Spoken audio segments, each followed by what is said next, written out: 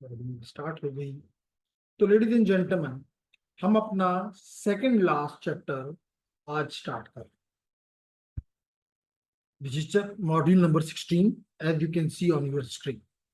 Module number 16। इस module में हम एक बहुत ही इंपॉर्टेंट टॉपिक की तरफ इशारा करने जा रहे हैं सिर्फ, जिसका नाम है नेटवर्क सिक्योरिटी। और नेटवर्क सिक्योरिटी में भी हम उसके सिर्फ फंडामेंटल्स को टच करना चाहते हैं, क्योंकि आपको पता है कि आज के ज़माने में network security, cyber security, information security इतनी ज़्यादा एडवांस हो गई है और इसकी रिक्वायरमेंट इतनी ज़्यादा हो गई है कि अल्दो के इस कोर्स में आपको नज़र आ रहा है कि नेटवर्किंग का कोई हिस्सा है, नेटवर्किंग का कोई हिस्सा है।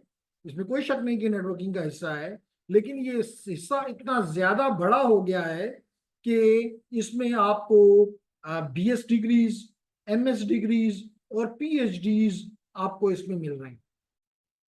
तो इससे पता चलता है कि how important is to study the network security, cyber security, information security and many more. ठीक। तो लेडीज जेंटलमैन, हम कितने लोगों को इस एरिया में इंटरेस्ट है? Raise your hand. How many people of you are interested in the area of network security, cyber security, information security, maybe the forensics, that is also part of the security, digital forensic। जी, तो मोहम्मद सुलेमान जो हैं, इनका cyber security यानी कि security में interest बहुत है। Good जी। उसके बाद हमें तहरीन ने भी कहा कि I am interested in cyber security. Good. और कुछ निहाल ने हमें भी ज्वाइन किया। तो क्या ख्याल है जी, आप में से कितने लोगों को इस एरिया में यानी कि साइबर सिक्योरिटी में, इंफॉर्मेशन सिक्योरिटी में, डिजिटल फॉरेंसिक में इंटरेस्ट है? They love it. तो अभी तक दो बंदों ने बताया, वन इज सुलेमान, मोहम्मद सुलेमान, और number 2 Tahreen. Jarmi Malik is also interested in the cyber security. तो जो लोगों ने इस एरिया को पसंद में डाला, तो उनके लिए ये चैप्टर, यू विल फाइंड कि this chapter is very very interesting. ठीक है जी। तो बिस्मिल्लाह करते हैं और आपके इंटरेस्ट को, जिन्होंने इंटरेस्ट बताया, उनके इंटरेस्ट को हम और इनहेंस करने की कोशिश जरूर करेंगे। ठीक है। सो लेडीज एंड जेंटलमैन, हम इसमें क्या क्या पढ़ना चाहते हैं इस छोटे से मॉड्यूल में? हम सबसे पहले तो ये देखना चाहते हैं कि सिक्योरिटी थ्रेट्स क्या होते हैं। सिक्योरिटी थ्रेट्स किसे कहते हैं? फिर हम देखना चाहेंगे कि वुलनेबिलिटीज किसे कहते हैं। ठीक है, ये दो टर्म्स हम सीखेंगे। आफ्टर दिस हम देखेंगे कि अटैकर के पॉइंट ऑफ व्यू से अगर हम देखें, अटैकर के पॉइंट ऑफ व्यू से अगर हम देखें, या रेड टीम के पॉइंट ऑफ व्यू से हम देखें, रेड टीम के पॉइंट ऑफ व्यू से देखें, या पिंक टीम के, इवन पिंक टीम के प्रीव्यू से हम देखें कि नेटवर्क अटैक कैसे किए जाते। ठीक है, तो हम नेटवर्क अटैक्स को देखेंगे। फिर हम ब्लू टीम के पर्सपेक्टिव से, ब्लू टीम के पर्सपेक्टिव से डिफेंस को देखेंगे कि किस तरह इन अटैक्स को कम किया जा सकता है, मिटिगेट किया जा सकता है। ठीक है, तो इसका मतलब है कि इसमें रेड टीम का may be unethical hackers, pink team ethical hackers, or you may call them the penetration testers or big bounty experts, and then ये तो अटैक की साइड को देखना पसंद करते हैं, जबकि ब्लू टीम जो है वो डिफेंस को देखना पसंद करती है। तो हम उसका पर्सपेक्टिव, और जानी तो फिर डिफेंस वाला क्या करेगा, वो कहेगा अटैक तो है, लेकिन इस अटैक को मैं क्या कर दूं, मिटिगेट कर दूं। ये तो नहीं कैसे खत्म कर दूं, क्योंकि जिस दिन हमने कहा कि जी अटैक खत्म हो गए हैं, उस दिन हर कंपनी कहेगी जी, हर अपने सिक्योरिटी एक्सपर्ट को कहेगी कि जी आप कल से मत आए, क्योंकि हमारे यहाँ तो अब अटैक होते ही नहीं है। तो हम ये नहीं कह रहे कि अटैक खत्म हो गए, हमने उनके प्रोबेबिलिटी को कम कर दिया है, हमने उनको मिटिगेट कर दिया है। तो इसका मतलब कि हमारा होना हर दौर में जरूरी है। यानी कि अगर, क्योंकि हर रोज नए नए अटैक्स जनरेट होते हर रोज, और उन हर रोज नए अटैक्स को, जिनको आप जीरो डे अटैक्स भी कहते हो, उन जीरो डे अटैक्स को उन जीरो डे अटैक्स को रोकना, आप जैसे जिन लोगों ने अभी अपना शो किया कि जी we want to be here, उनका काम ये होगा कि वो इन नए अटैक्स के, पुराने को भी, ये नहीं कि पुराने को छोड़ दें कि नहीं, वो भी इस्तेमाल हो सकता है आपके खिलाफ, लेकिन ज्यादा खतरा जो है या बड़ा खतरा जो है वो उन अटैक्स पे होता है जो कि नए हैं, क्योंकि उनके शायद आपके पास रोकने के तरीकेकार भी एग्जैक्टली आपको पता ना हो, क्योंकि वो कैसे हो रहे हैं वही आपको नहीं पता। जी लेडीज एंड जेंटलमैन, और उसके बाद हम क्या करेंगे, we will be talking about the devices को अपने सिक्योर करो, जिसको डिवाइस हार्डनिंग भी कहते हैं, कि आप अपनी सिक्योरिटी को हार्डन कर लें। ठीक है, डिवाइस हार्डनिंग, मिसाल के तौर पे आपका राउटर है, आप उसको नहीं चाहेंगे कि कोई उस पर अटैक करे। आपका स्विच है, आप नहीं चाहेंगे कि उस पर कोई अटैक करे। आपके सर्वर्स हैं, आप नहीं चाहेंगे कि उन पर कोई अटैक करे। आपके फायरवॉल्स हैं, आप नहीं चाहते कि उन पर कोई अटैक करे। तो लेकिन इसके लिए सिर्फ चाहना इज नॉट इम्पॉर्टेंट, ये तो विल है, अच्छी बात है। इंपॉर्टेंट ये है कि आपने इस पर क्या चीज ऐसी इंप्लीमेंटेशन की है ताकि इन पे अटैक ना हो। तो ये है हमारे चार प्यारे प्यारे से टॉपिक। आपको इनमें से कौन सा टॉपिक प्यारा लग रहा है, ताकि मैं देखूं कि आपका आपका किस तरफ आपका रुझान है। जी लेडीज एंड जेंटलमैन, इन चार में नेटवर्क से अटैक। कौन सा जरूरी। Network attack. नेटवर्क अटैक्स, तो इसका मतलब है कि जरवी का जो इंटरेस्ट है that is toward the attack. इसका मतलब है कि she want to be either part of a red team और a pink team. Anyone else. Network attack mediation. तो हमें बताया गया कि जी सेकंड हमारा जो है वो है टुवर्ड द अटैक मिटिगेशन। इसका मतलब है कि that person want to be in the blue team, कि मतलब ही want to defend the networks. Maybe want to be part of the SOC, where is the security operation centre, जहां पे आपकी logs बनेगी, अटैक्स की logs बनती हैं। उन लॉग्स को मॉनिटर किया जाता है, आता हूं जी चैट को देखता हूं, मॉनिटर किया जाता है, और उन मॉनिटरिंग की मदद से पैसे कोशिश की जाती है कि अटैक्स को मिटिगेट किया जाए। इसके अलावा डिफेंस के लोग ये भी करते हैं कि अटैक हो गया तो फिर क्या करूं। एक तरीका तो है कि हाथ पे हाथ रख के आराम से बिस्तर पे एसी लगा के सो जाओ, नहीं, ये तरीका नहीं है। इसका मतलब है कि आपने इंसिडेंट्स का रिस्पॉन्स देना है। जैसे मैं बार बार आप लोगों को एक एग्जांपल देता होता हूं कि चंद साल पहले, प्रॉब्ली 2014 में, प्रॉब्ली एपीएस पिशावर पे एक अटैक हुआ था। तो एक तरीका तो ये था कि अटैक हो गया, बस ठीक है, आप आराम से बैठे वहां पे, एग्जैक्टली नंबर मुझे नहीं पता, लेकिन प्रॉब्ली हम कह लेंगे 1,000 स्टूडेंट और स्टाफ के मेंबर वहां पे हैं।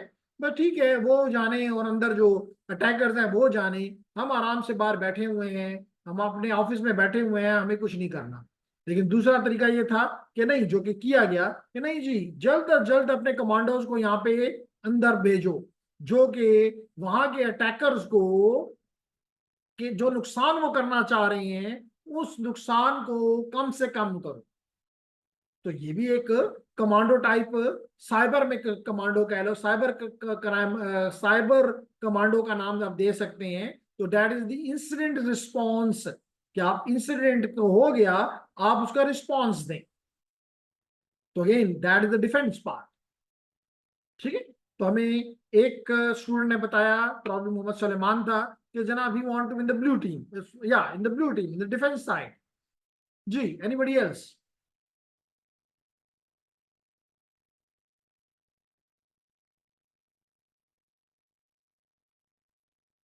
और हमें जरबी ने बताया कि she want to be, definitely वो अनएथिकल तो नहीं करना चाहती होगी, तो इसका मतलब ही want to do something ethical. Ethical may be hacking, you want to do the hacking, you want to attack others, but in an ethical way, which is an example of your that you can become Zarvi a penetration tester. Penetration tester. You want to become the bounty.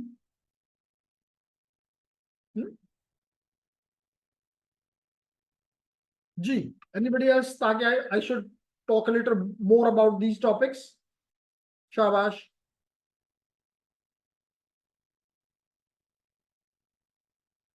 कहाँ हैं बाकी लोग? जी, I have three in the chat. Abba left us. Network attack mitigation. तो तहरीम भी जो है that want to be part of the blue team. तो मैंने बताया कि blue team क्या करती है. तो good. Red team. सवेरा. ओ कहती है कि नहीं जी, पिंक टीम भी नहीं. इसका मतलब अनएथिकल हैकिंग. बगैर के दोनों में फर्क क्या है? फर्क दोनों में, एक इजाजत से करते हो तो एथिकल बन जाता है. वही काम बगैर इजाजत के, जैसे किसी के घर में आप इंटर हो और इजाजत लेके जाएं तो ये एथिकल हो गया, और बगैर इजाजत के इंटर हो जाएं तो अनएथिकल हो गया. तो that is the difference between the red team and the pink team. ठीक है. तो डेंजरस बंदी भी हमारे इस ग्रुप में मौजूद है. जी, मलिया भी आ गई है प्रॉब्ली. मलिया का क्या ख्याल है?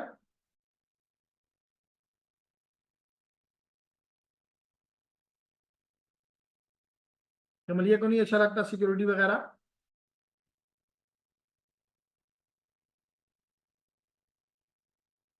चलें, मलिया ने भी जवाब दे दिया. देखते हैं क्या जवाब उसका. नेटवर्क अटैक मिटिगेशन, तो डिफेंस साइड. ठीक है जी, दैट्स गुड कि आप लोगों को कम से कम इतना आइडिया जरूर होना चाहिए कि क्या कुछ है. ओके, अब मैं सबसे पहले बताना चाहता हूं कि थ्रेट किससे कहते हैं. Cyber threat, threat.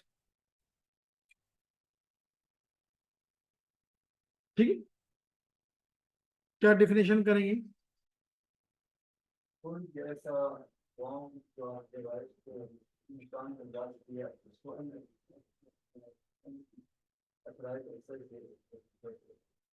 ओके, तो थ्रेट का मतलब ये है, साइबर थ्रेट या threat, security threat is the most good word to use, कि आप क्या खतरा, डेंजर, पोटेंशियल डेंजर. थ्रेट को क्या आप क्या डिफाइन करेंगे? Potential danger. मिसाल के तौर पे आपको खतरा है कि आपके कंप्यूटर में जो इंफॉर्मेशन पड़ी हुई है, मिसाल के तौर पे एक बैंक है. एक बैंक है, उसके पास आपको पता है कि तमाम कस्टमर्स का डेटा मौजूद है, और वो कभी भी नहीं चाहते कि ये डेटा किसी और के को नजर या उस तक वो रसाई हासिल कर सके या वो इसे उठा के ले जाए. क्या वो चाहता है? हरगिज नहीं चाहता. क्योंकि मिसाल के तौर पे हम एज्यूम करते हैं कि स्विस बैंक है, तो क्या स्विस बैंक ये इजाजत देगा? क्योंकि उनकी तो बस गोरा गलत काम भी करे तो वो उसकी स्ट्रेंथ कहलाती है, हम अच्छा काम भी करें तो हमारी कमी कमजोरी कहलाती है.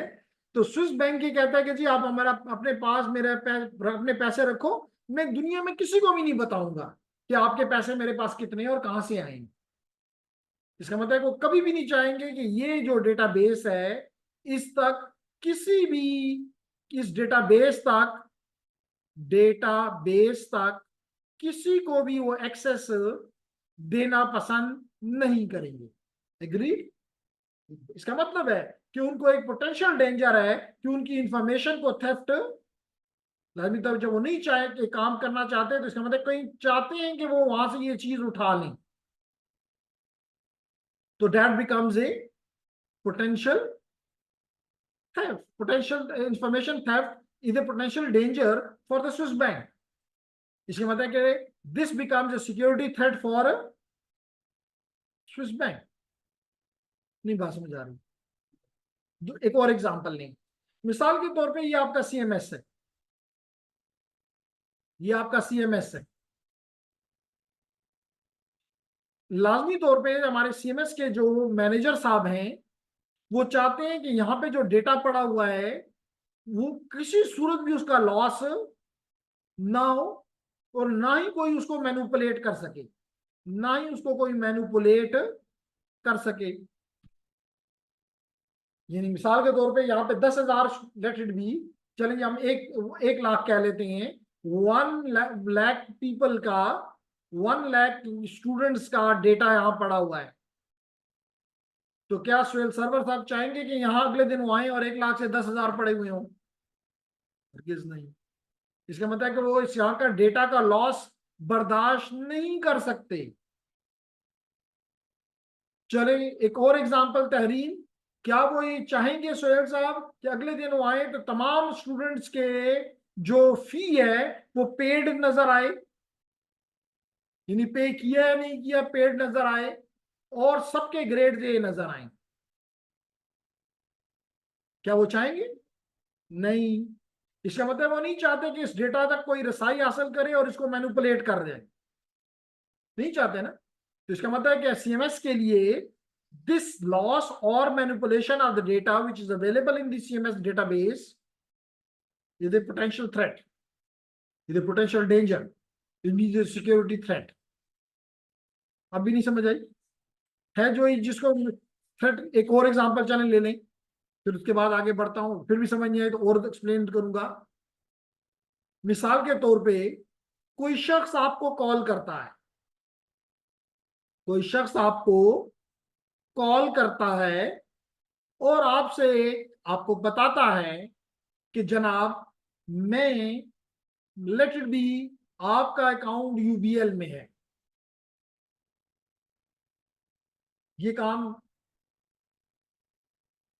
बहुत ज्यादा होता है। और अभी चंद दिन पहले हमारी इलेक्ट्रिकल में स्टूडेंट है सबीन, तो शायद वो हॉस्टल से आ रही थी, तो रास्ते में रिक्शे में यहाँ से हॉस्टल से यूनिवर्सिटी की तरफ आ रही थी, तो रास्ते में उस पर ये सब कुछ हुआ। और वो जो ही यहाँ पहुंची तो मेरे पास आई कि जी ये हुआ है। तो मैं आपको बताता हूँ क्या हुआ है।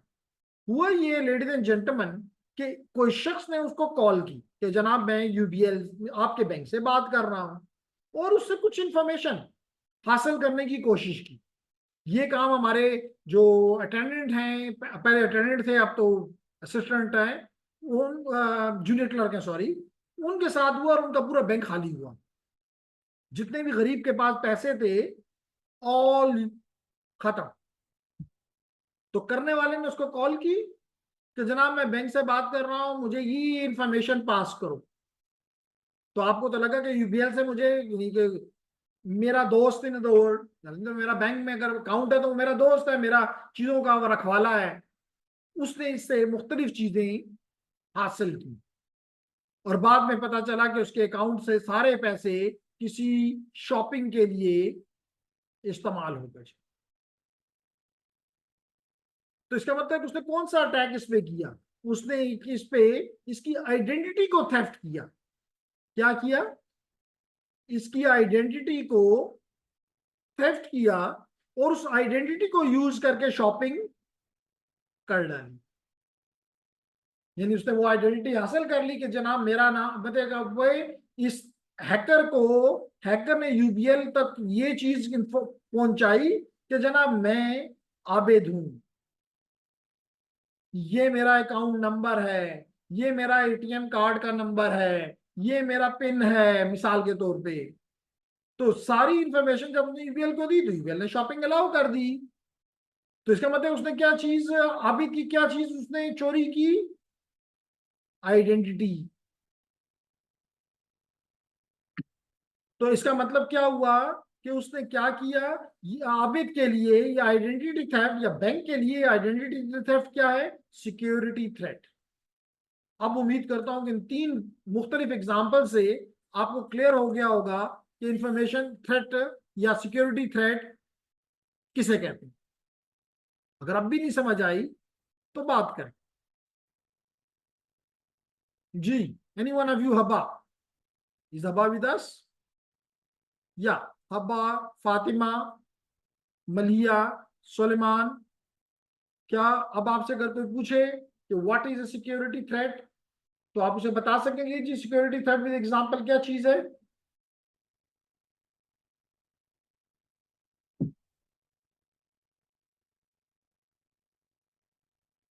क्लियर? यस, गुड जी, गुड, वेरी नाइस जी। तो इसका मतलब है कि जनाब क्या कहते हैं टाइप ऑफ थ्रेट्स में, attacks on the network can B devastating. ये तीनों केसेस जो मैंने आपको भी बताए कि अगर अगले दिन आपके सर्वर साहब आए और पता चले कि जी आपके इस वक्त लेट करें कि रनिंग आपके स्टूडेंट जो हैं दे आर 20,000, जिनमें से लेट इट बी 5,000 ने फी नहीं पे की हुई, से मतलब 15,000 ने की है, लेकिन अगले दिन वो आए और पता चले कि जिसको वो चेक करते हैं सबके पेड आ रहा है, तो लाजमी तौर पे it will be devastating for him. इसका मतलब अटैक हो गया नेटवर्क पे। It will be devastating for him कि वो वाइस चांसलर को जाके क्या कहेंगे कि जनाब जितने भी पैसे नहीं दे रहे थे, अब तो सारों के पैसे मुझे नजर आ रहे हैं कि सबके पैसे मिल चुके हैं, बैंक में तो एक पैसा नहीं आया लेकिन यहाँ पे टोटली पेड नजर आ रहा है। तो that will be devastating for the university. इसी तरह मैंने आपसे अभी बात की कि अगर स्विस बैंक को ये पता चले कि जी उसकी इंफॉर्मेशन सारी की सारी कोई उठा के ले गया है, कोई पाकिस्तानी, कोई इंडियन, कोई भी दूसरे मुल्क का बंदा सारी इंफॉर्मेशन के लेकर चला गया हुआ है, तो लाजमी तौर पर devastating for the Swiss bank. क्योंकि वहां तो लोगों ने अरबों रुपए इसलिए रखे हुए हैं कि भाई इस बात का खतरा नहीं है कि यहाँ से कोई चीज लेकर जाएगा, लेकिन अगर गलती को चला गया तो वो तो अपने पैसे उसी दिन वहां से सारा उठा लेंगे। ऐसा ही है ना?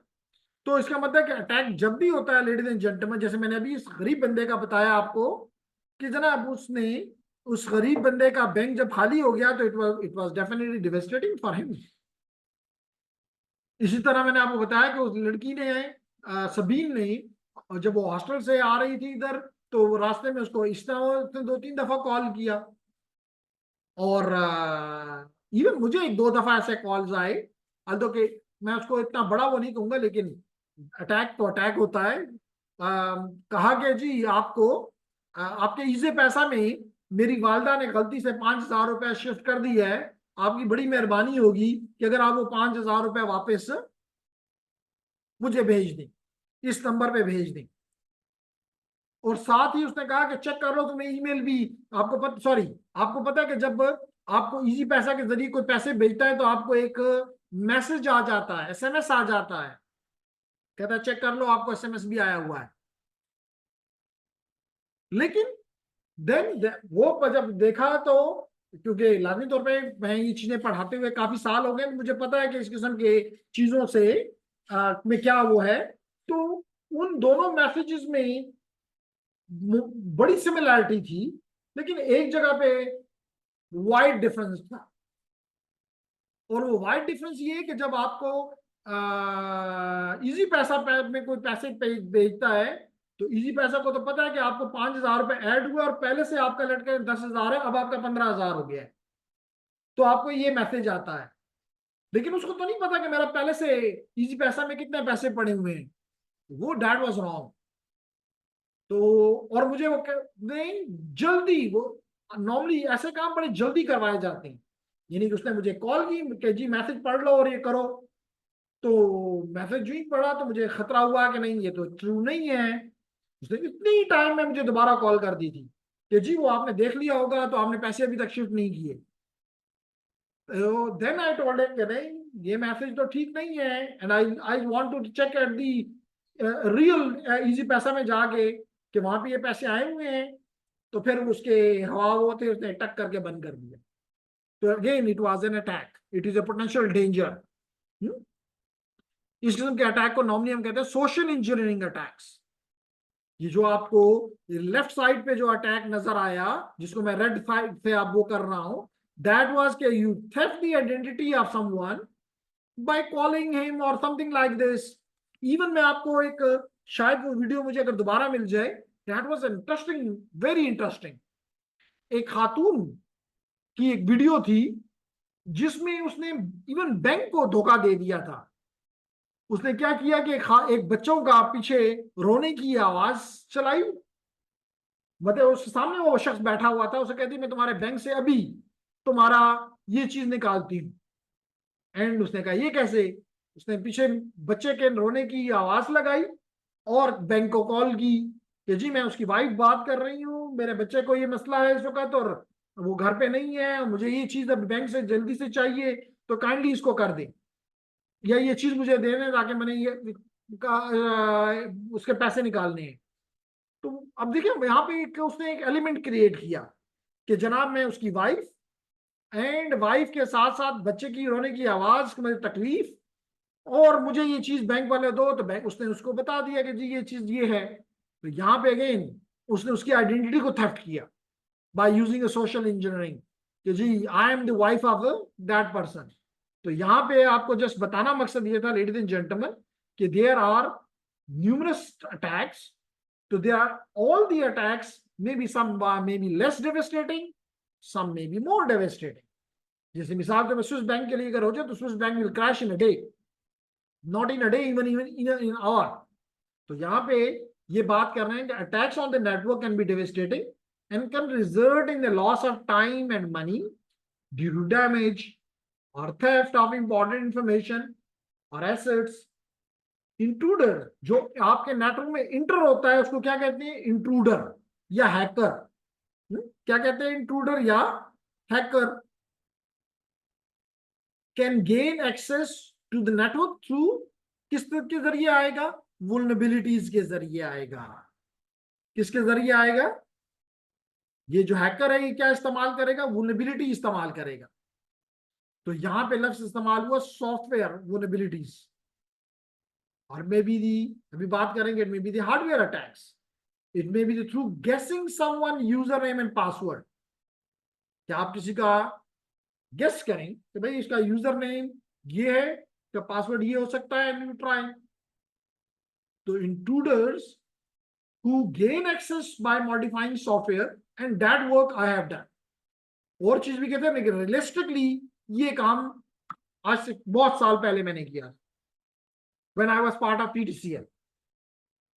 वहां गेसिंग नहीं की थी लेकिन पासवर्ड फाइंड किए थे यूजर्स के। वो ये था कि PTCL में मैं उस वक्त एम्प्लॉय था, और हमारा जो लोअर स्टाफ था, एक तो ऑफिसर होते हैं, एक लोअर स्टाफ, लोअर से सपोर्ट स्टाफ कह लें, उसने पूरे मुल्क में वो कर दी थी, हड़ताल कर दी थी।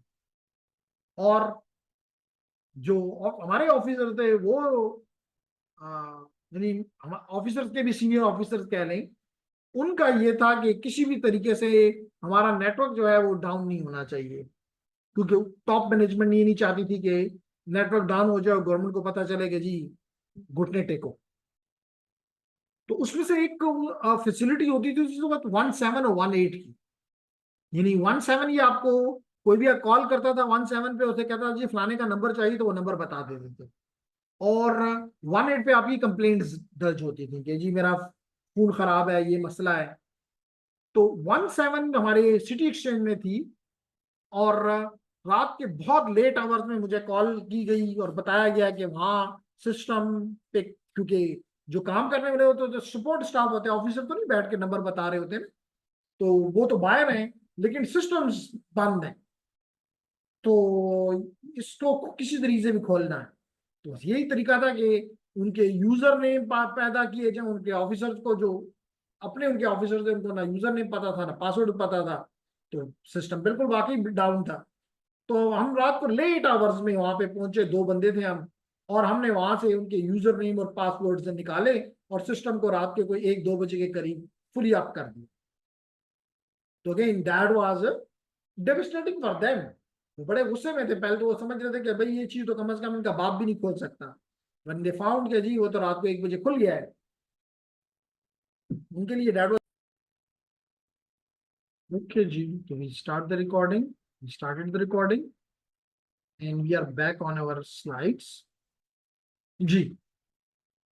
सो लेडीज एंड जेंटलमैन, हम बात ये कर रहे थे कि by using this user name password हम उनमें इंटर हो गए। इसी तरह ये भी एक अटैक का तरीका है, लेकिन ज्यादातर हम ये करते हैं कि हम उस सिस्टम में, चाहे वो सॉफ्टवेयर में हो या हार्डवेयर में हो, हम उसमें वीकनेसेस ढूंढने की कोशिश करते हैं। क्या करते हैं? इन वीकनेसेस को वल्नरेबिलिटीज टेक्निकल जुबान में क्या कहते हैं? Vulnerabilities, loop holes, weaknesses, loop holes. और इसके लिए हम मोस्टली 2 काम करते हैं। एक को अभी आप देखेंगे कहते हैं रिकॉनेसेंस। क्या कहते हैं? रिकॉनेसेंस। एंड नंबर 2 पे हम इन्यूमरेशन करते हैं, और इसके जरिए हम सिस्टम की पहले वल्नरेबिलिटीज फाइंड करते हैं और फिर उनकी डिटेल्स फाइंड करते हैं।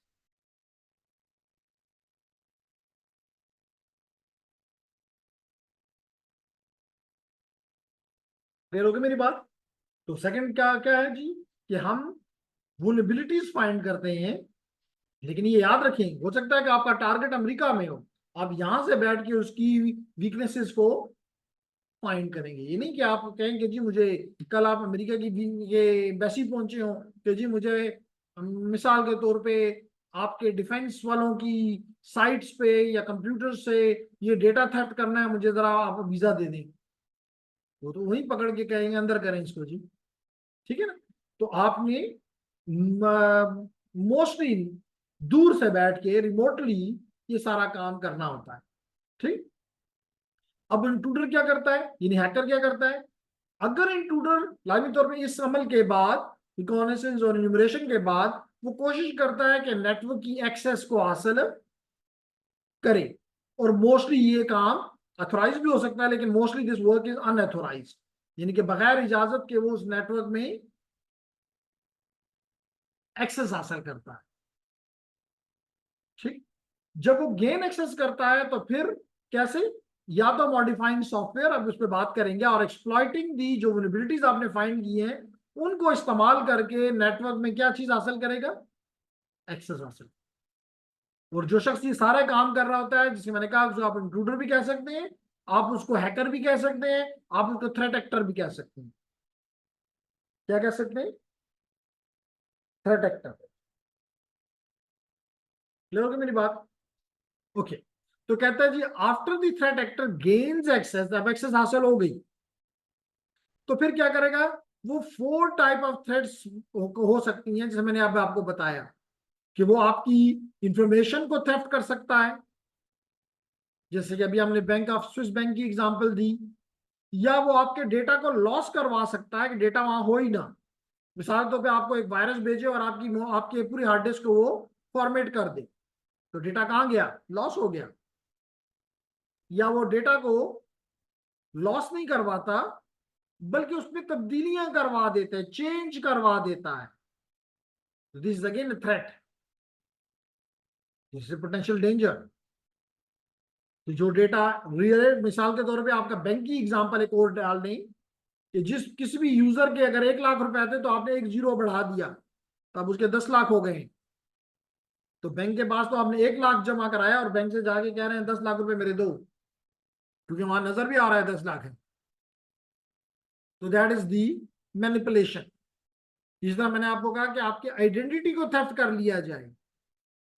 जैसे मैंने आपको यहाँ पे 2 एग्जांपल्स अभी दी कि जनाब हैकर ने कोशिश की कि वो इस जेंटलमैन की, आबिद की आइडेंटिटी को थेफ्ट करे और फिर उसको इस्तेमाल करे। इसी तरह ये भी हो सकता है लेडीज एंड जेंटलमैन कि वो आपकी डिसरप्शन ऑफ सर्विसेज ही कर दे। ये भी एक थ्रेट है। क्या मतलब इस बात का? इस बात का मतलब, इसको एक और नाम भी दिया जाता है डिनाइल ऑफ सर्विस। इसको एक और नाम भी दिया जाता है, क्या? Denial of service. Denial of service का मतलब है, जैसे मिसाल के तौर पे मेरी क्या सर्विस है? भाई मेरी सर्विस ये है कि मैंने स्टूडेंट्स को टीच करना है, उनको ट्रेन करना है, ये मेरा मेरा काम है। लेकिन अगर मुझे इस काम से मेरे सुपर बॉस हटा के कहेंगे जी टीचिंग के साथ साथ आप लेट करें कि आप ये मैनेजरियल वर्क भी करें, तो माइट भी कि मैं उस काम में इतना ज्यादा बिजी कर दिया जाऊं कि मेरी क्लास होगी और मैं क्लास में नहीं आऊंगा। आपको असाइनमेंट देनी होगी तो मैं असाइनमेंट नहीं दे सकूंगा क्योंकि I am busy in some other work. आपके असाइनमेंट को चेक करना होगा तो मैं चेक नहीं करूंगा क्योंकि I am busy in some other work.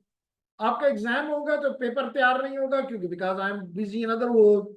इस अमल को कहते हैं डिनाइल ऑफ सर्विस या डिसरप्शन ऑफ सर्विस, कि मेरी सर्विस को या तो डिनाइल कर दिया गया है या डिसरप्ट कर दिया गया है। तो इसी तरह आपके जो सर्वर है मिसाल के तौर पे, जैसे सीएमएस का सर्वर है मिसाल के तौर पे, अगर उसको इतना बिजी कर दिया जाए, आप जैसा कोई स्टूडेंट को इतना बिजी कर दे कि जो वैलिड यूजर्स हैं वो उस पर अपना रिक्वेस्ट भेजेंगे, जी हमें अपनी ट्रांसक्रिप्ट बताओ, तो कुछ भी ना आउटपुट आए, कुछ भी स्क्रीन पे आउटपुट दिखाई ना दे, बल्कि 404 या 504 आपको नजर आ रहा हो, एरर 504। इसका मतलब कि आपको पता चला कि हमारा जो सर्वर है वो तो बहुत बिजी है, अल्दो वो अपना जो काम है उसका वो तो ये है कि वो आपको रिजल्ट दिखाए, वो नहीं दिखा रहा। इसका मतलब कि busy in some other word, इसका मतलब कि आपकी सर्विस की क्या हो चुकी है, डिसरप्शन हो चुकी है। Again what it is a security threat. जी लेडीज एंड जेंटलमैन, जहां पे बात नहीं समझ आ रही वो क्वेश्चन करें। शाबाश, सुलेमान, निहाल, सवेरा, तहरीम।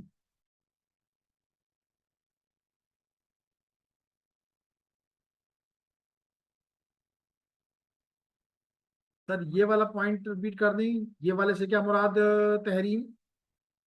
मैंने बहुत से पॉइंट्स पे बात की, which point you want to be repeated?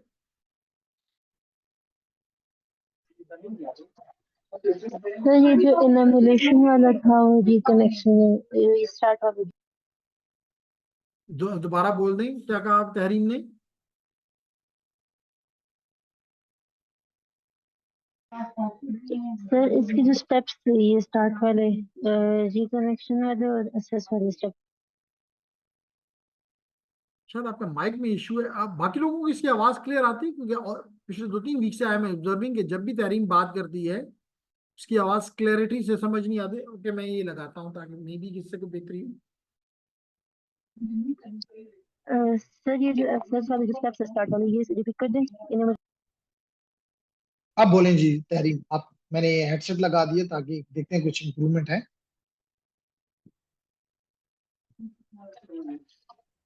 Sir ये स्टेप्स आपने कराया है इनोमिनेशन और असेस वाले, ये स्टेप्स रिपीट कर दें स्टार्ट ओके से। Okay okay, I got it. Question ये पूछा तहरीम ने कि ये जो स्टेप्स आपने लिखे, रिकॉनेसेंस, इन्यूमरेशन, एक्सेस, ये क्या है? ये जब अटैकर ने किसी भी सिस्टम पे अटैक करना होता है तो आगे जाके, ये तो मैंने उसके सिर्फ पहले 3 पॉइंट लिखे, आगे और पॉइंट्स भी हैं। मकसद क्या है? मकसद ये है कि रिकॉनेसेंस का मतलब ये होता है लेडीज एंड जेंटलमैन कि आप, ये टर्म मिलिट्री में पहले इस्तेमाल होती थी कि आप जासूसी करना, इन अदर वर्ड्स कि आप अपने टारगेट की जासूसी करते हैं और उससे उसकी मालूमात, इंफॉर्मेशन हासिल करते हैं। जैसे might be, I am not sure, मेरे पास कोई इसका ऑथेंटिक वो नहीं है, लेकिन एक एग्जांपल के तौर पे इस्तेमाल कर सकता हूं। आपको पता है कि चंद साल पहले इंडिया ने हमारे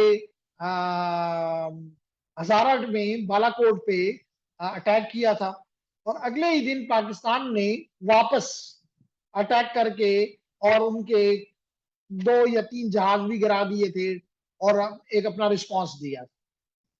तो लेडीज एंड जेंटलमैन, उसमें ये भी पता चला था कि इवन वहां पे उनकी जो टॉप मिलिट्री लीडरशिप थी वो जो जहां पे मौजूद थी उसके आसपास भी हमारी एयरफोर्स पहुंची और उन्होंने अपनी ये शो की, बल्कि वहां पे कुछ ऐसे एक्शन भी किए जिससे उनको पता चला कि हम आपकी लोकेशन की नो हाउ हमारे पास है कि आप सब लोग यहाँ पे मौजूद हैं, हम आपको यहाँ पे खत्म भी कर सकते थे। लेकिन क्योंकि मकसद दोनों एंड का ये नहीं था कि वॉर स्टार्ट हो, तो पाकिस्तान ने जब उन्होंने अटैक किया तो इन्होंने जस्ट ये कोशिश की कि उनको निकाला जाए, और जब इन्होंने अटैक किया तो कोशिश ये की गई कि इतना जवाब दिया जाए कि उनको पता चले कि जवाब मिल सकता है। लेकिन उस जगह पे, अगर वहां पे उनकी टॉप मिलिट्री लीडरशिप मौजूद थी, अगर वहां पे अटैक कर दिया जाता तो फिर तो डेफिनेटली जंग जंग थी ना, क्योंकि उनको पता चलता कि हमारे लटके 50 जनरल को मार दिया गया है, तो फिर उनके पास इसके अलावा और कोई हल नहीं था कि वो एक फुल वॉर स्टार्ट करते। तो कहने का मकसद है कि आखिर इनके पास ये इंफॉर्मेशन इन्होंने वहां से हासिल की कि जी ये तमाम के तमाम लोग जो इस अटैक को प्लान कर रहे हैं या इसको देख रहे हैं, तो तो इस जगह पे बैठ के वो सारा डिसीजन कर रहे हैं। तो ये इंफॉर्मेशन के पास कैसी आई? दैट इज कॉल्ड रिकॉनेसेंस, कि आप अपने यहां तो मैंने आपको दो मुल्कों की, दो आर्मीज का एग्जांपल दी। इसी तरह आप अगर मिसाल के तौर पे सीएमएस के ऊपर अटैक करते हैं, चलें, तो आपको पता होना चाहिए कि मिसाल के तौर पे सीएमएस में ये जो आपका कौन सी एप्लीकेशन, लाजमी तौर पे आप जाके तो कम से कम सुहेल साहब को तो नहीं कह सकते सर जी वो बताएं वो राउटर कहाँ, वो आपकी मशीन कहाँ पड़ी है, उसका आईपी क्या है, इसमें कौन सा वेब सर्वर है, इसमें कौन सी बैकएंड पे डेटाबेस है, उस डेटाबेस पे का एडमिनिस्ट्रेटर का यूजर नेम क्या है, क्या अगर आप ये तहरीम चली जाए उनके पास तो वो आपको ये सारी इंफॉर्मेशन दे देंगे? हरगिज नहीं, हरगिज नहीं।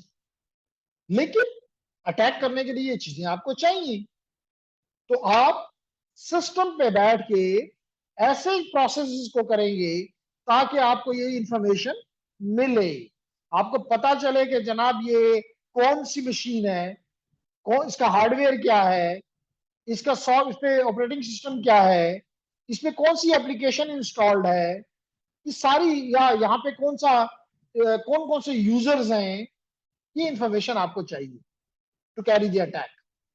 दैट फिर ये हासिल करने के अमल को कहते हैं रिकॉनेसेंस। अब जब आपको कुछ इंफॉर्मेशन मिल जाती है, अब आप आगे जाके देखेंगे कि ये रिकॉनेसेंस एक्टिव भी हो सकती है और पैसिव भी हो सकती है। फिर आपको ये जो थोड़ी इंफॉर्मेशन मिल जाती है, फिर आप उसको फर्दर एक्सप्लोर करते हो, and that is called enumeration. मिसाल के तौर पे आपको ये तो पता चल गया कि कौन सी पोर्ट ओपन है, लेकिन ड्यूरिंग रिकॉनेसेंस, लेकिन अब आप देना चाहते हैं कि इस पोर्ट के पीछे कौन सी सर्विस है, उस सर्विस, मिसाल के तौर पे वो क्या वो अपाचे सर्वर है, क्या वो आईएएस है। अभी तो आप अपने ऑफिस में अपने घर में बैठे हुए हैं और आपको पता है कि अगर आपने जाके वहां के स्टाफ से या वहां के बॉस से ये पूछा कि ये चीजें बताओ तो वो कभी भी नहीं बताएगा, दैट इज सीक्रेट, लेकिन यू नीड देम। तो आप इसी से तो आपको वल्नरेबिलिटीज पता चलती हैं। मिसाल के तौर पे आपको पता चला कि ओ अच्छा इन्होंने तो 2010 का एक सिस्टम इस्तेमाल कर रहे हैं, 2010 में उसमें बहुत सी कमजोरियां थी, लेकिन तो वक्त के साथ साथ चीजों की कमजोरियां कम होती जाती हैं। इसका मतलब जो 2010 ये सिस्टम अगर 2010 का है, इसमें आपको पता चल गया कि 2010 में ये फॉर एग्जांपल ये 20 टाइप ऑफ वीकनेसेस मौजूद थी, यू विल ट्राई दैट। इस तरह आप आगे बढ़ते हैं। अब बात समझ आ गई तहरीम को या अब भी नहीं समझ आई?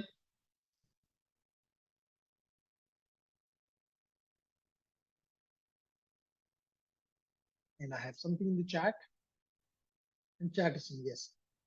Okay.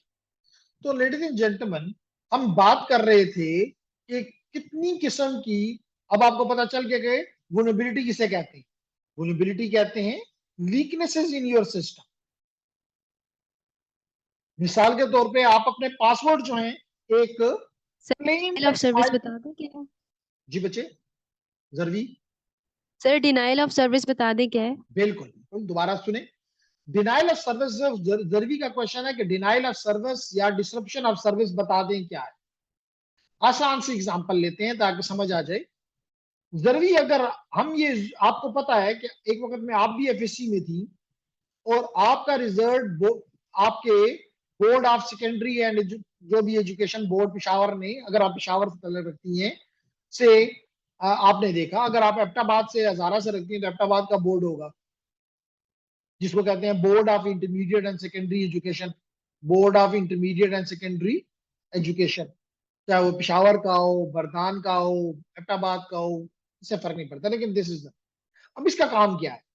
आप समझते हैं कि इसका काम सिर्फ और सिर्फ ये है कि लोगों से एग्जाम कंडक्ट करे और बेस्ड अपॉन द एग्जाम उनका रिजल्ट डिक्लेयर करे।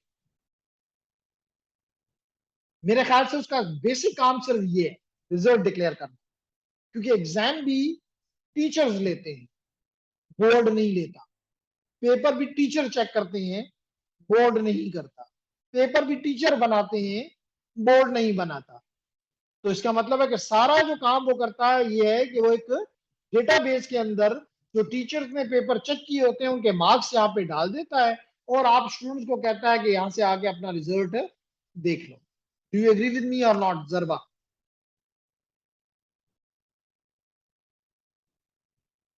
Yes, sir. Agreed, okay. अब लेट करें कि आपका या किसी का भी रिजल्ट आज 13 जुलाई को होना था, रिजल्ट डिक्लेयर करना था board of intermediate and secondary education. अब हुआ क्या कि जरवी को गुस्सा था और जरवी ने इस लाजमी तौर पे ये रिजल्ट किसी डेटाबेस में पड़ा हुआ है। याद रखो, हर इंफॉर्मेशन किसी डेटाबेस में पड़ा होता है, इसलिए बैचलर में नॉर्मली डेटाबेस मैनेजमेंट सिस्टम पढ़ाया जाता है, लेकिन शायद इलेक्ट्रिकल में नहीं। अब लेडीज एंड जेंटलमैन, अगर आपके पास डेटाबेस मैनेजमेंट सिस्टम कोई ना कोई डेफिनेटली, चाहे वो ऑरिकल है, एसक्यूएल है, या कोई भी है, इवन माइक्रोसॉफ्ट एक्सेस है, लेकिन कम से कम वो इनके पास नहीं होगा, वो छोटा है। लेकिन कहने का मेरा मकसद है कि यहाँ पे एक डेटाबेस मौजूद है जरवी इनके पास। I am talking about the board of intermediate secondary education Peshawar. तो लेडीज एंड जेंटलमैन, इस पे जरवी ने इतनी ज्यादा ट्रैफिक भेजी, इतनी ट्रैफिक भेजी कि जो इसकी बैंडविड्थ थी इस कंप्यूटर के लिए अवेलेबल, लेट करें वो 1 गीग थी, जो कि काफी ज्यादा है, आप ज्यूम कर सकते हैं। लेकिन जरवी भी तो जरवी है, इसने 1 गीगाबिट से ज्यादा ट्रैफिक इस तक हर सेकंड में भेज दी गई। ओके, लाजमी तौर पे इसका क्या होगा कि जो वैलिड यूजर इसके ऊपर अपनी रिक्वेस्ट भेजेंगे फॉर रिजल्ट, जरवी इसको क्या मिलेगा?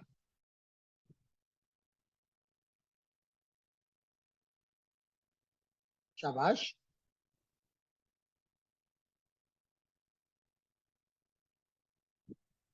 बोलो, मत डरो। There is an chat.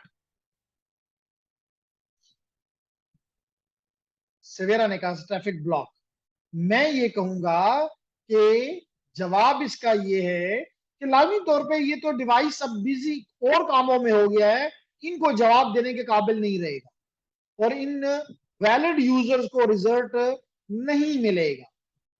इसका मतलब है कि ये डेटाबेस या ये सिस्टम अपनी सर्विस देने से के काबिल नहीं रहा। सर्विस तो ये थी कि हर एक को अपना अपना रिजल्ट दिखाई देता, नहीं दिखाई देगा। क्यों? क्योंकि वो किसी और ट्रैफिक को प्रोसेस करने में बिजी है, उसकी बैंडविड्थ इस पर्पस के लिए इस्तेमाल हो रही है, उसका प्रोसेसर इस ट्रैफिक को प्रोसेस करने में इस्तेमाल हो रहा है, उसकी रैम इस ट्रैफिक को सेव करने में अपने पास अब इस्तेमाल हो रही है।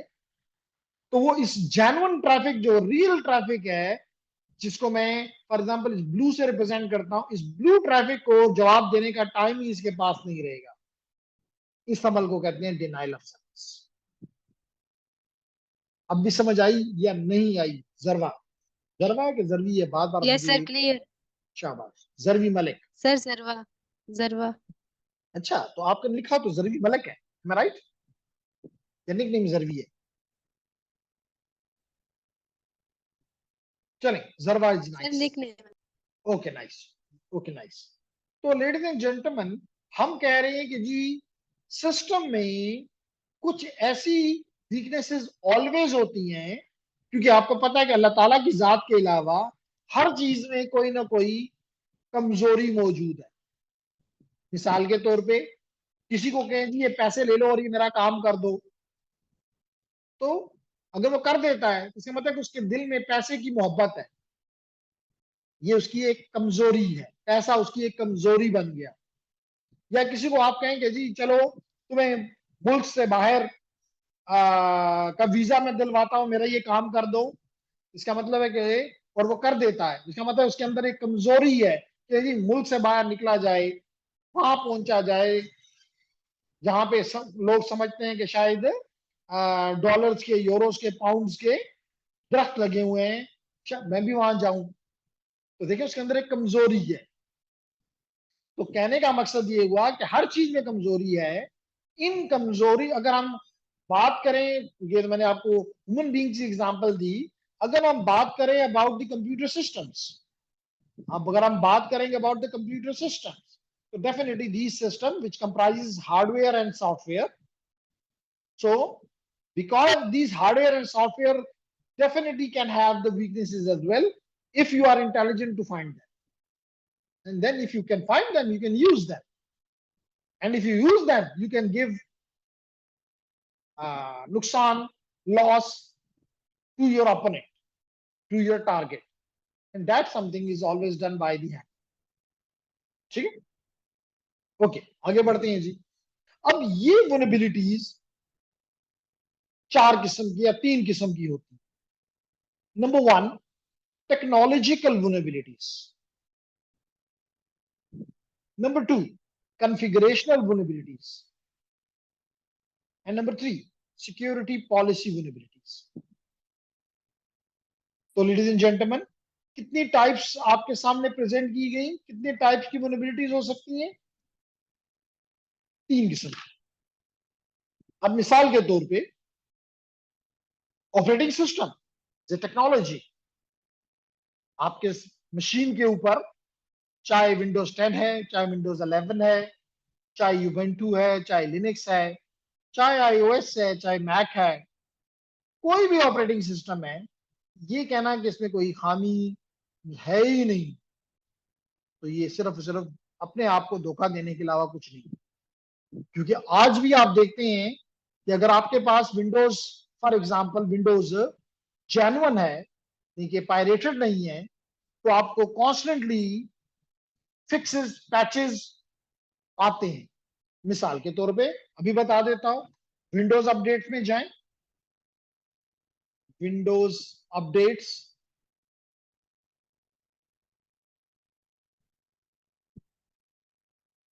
ये देख लो, तो देखें क्या है, वायरस एंड थ्रेट प्रोटेक्शन। तो आपको अपडेट्स कॉन्स्टेंटली आ रही होती हैं, जिसकी वजह से आपको कहा जाता है कि आपका सिस्टम प्रोटेक्टेड है। ठीक है ना, बात समझ आ रही है मेरी? इसी तरह अगर मैं विंडो अपडेट्स की बात करूं, तो वो अपडेट्स विंडोज अपडेट्स जी, चेक फॉर अपडेट देखिए। तो अगर मैं इसको कहूं, तो ये देखें, अभी भी मैं देखें मेरे पास ये 2 HP की मौजूद हैं, जिसको अगर मैं क्लिक कर दूं इंस्टॉल नाउ, तो ये मेरे कंप्यूटर में इंस्टॉल हो जाएगी। तो इसी तरह विंडोज में हर किस्म एक ऑपरेटिंग सिस्टम है, इसका मतलब है। तो लेडीज एंड जेंटलमैन, इससे पता चलता है कि हमें अपडेट्स क्यों भेजते हैं। पागल है? The answer is no. इसका मतलब है कि उनको पता चला कि इनके सिस्टम में कुछ खामियां मौजूद हैं, उन खामियों को वो हर रोज तकरीबन पैच करने की कोशिश करते। बात समझ आ रही है मेरी लेडीज एंड जेंटलमैन?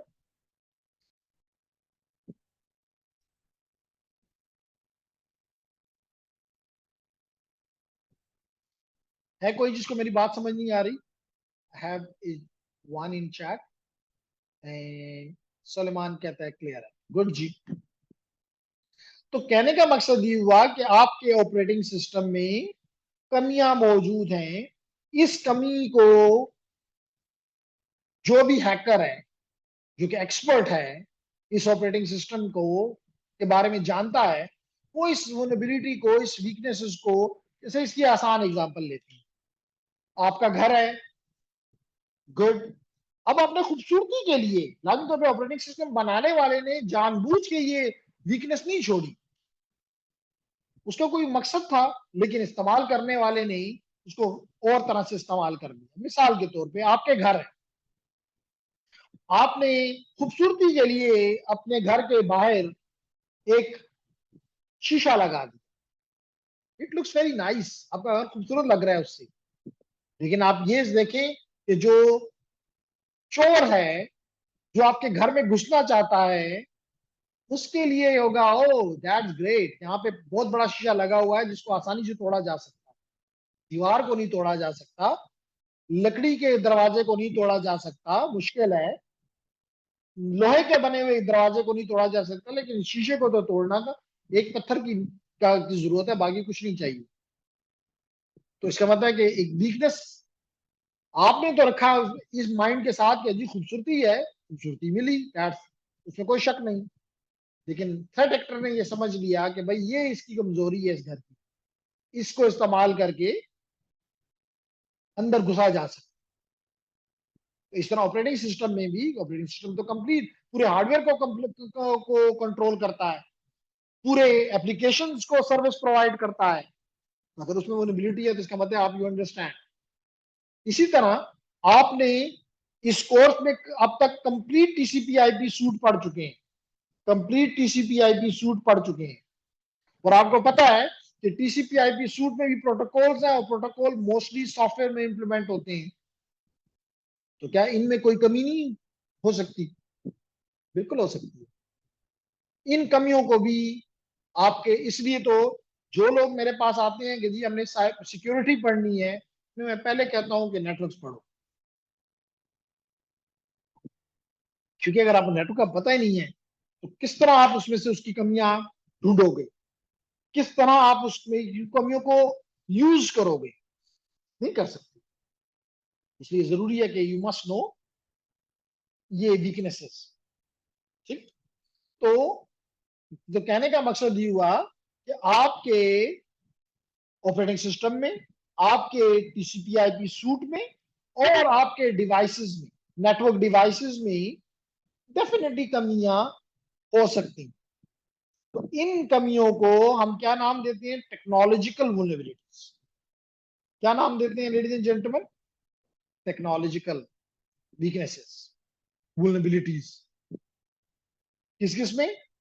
प्रोटोकॉल्स में, टीसीपी/आईपी प्रोटोकॉल सूट्स के प्रोटोकॉल्स में, ऑपरेटिंग सिस्टम में, या आपके नेटवर्क डिवाइसेस में ऐसी कमियां जो कि नुकसान दे सकती, जिसके जरिए हैकर जो है, थ्रेट एक्टर जो है, बैड गाय जो है, वो आपको नुकसान दे सकता है।